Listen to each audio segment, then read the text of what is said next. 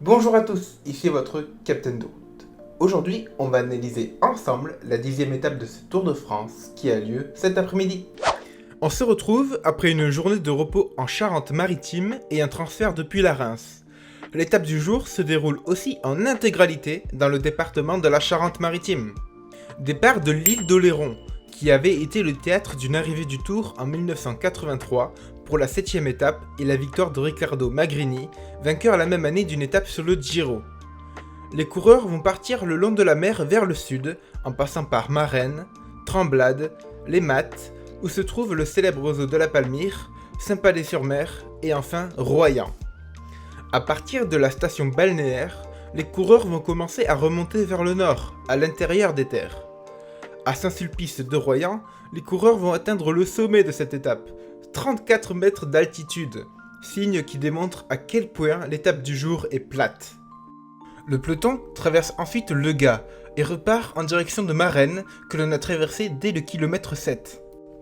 Lors de ce second passage, on est alors au kilomètre 80. Le peloton va ensuite traverser la commune de Moëze, Soubise et Rochefort, ville de 25 000 habitants, qui a accueilli deux départs d'étape du Tour en 1980 et 1981. Deux fois, ce sont des Hollandais qui se sont imposés après un départ de Rochefort, respectivement Seispriem à Bordeaux et Hadwiges-Nantes à Nantes. Pour aujourd'hui, c'est seulement une ville de passage, puisque les coureurs continuent leur périple en longeant de nouveau la mer, mais en roulant ce coup-ci vers le nord-ouest. Ils passent alors par Yves, qui est bien une commune de 1500 habitants, pour arriver à 39 km de l'arrivée au sprint intermédiaire du Châtelaillon-Plage, ville de 6000 habitants, qui sera le départ de l'étape de demain. Passage ensuite à Angoulême, avant d'arriver à La Rochelle, commune la plus peuplée du département de Charente-Maritime, avec ses 75 000 habitants.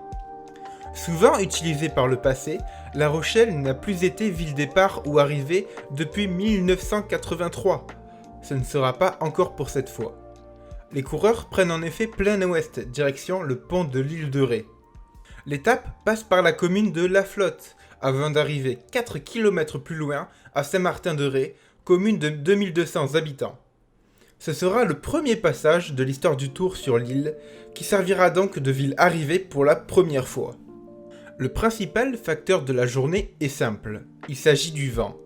S'il est présent et violent, l'on peut avoir une étape légendaire avec des bordures de partout. S'il est absent, une étape sans intérêt qui va se terminer par un sprint massif. Ce sera vraiment tout ou rien. Pour résumer, entre deux îles, les coureurs vont parcourir 168,5 km d'une étape a priori de transition. Mais si le vent s'en mêle, il pourrait y avoir des favoris piégés qui perdent toute chance au général.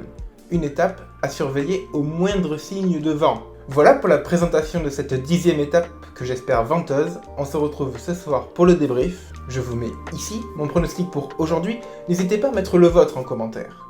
Bonne étape et à tout à l'heure.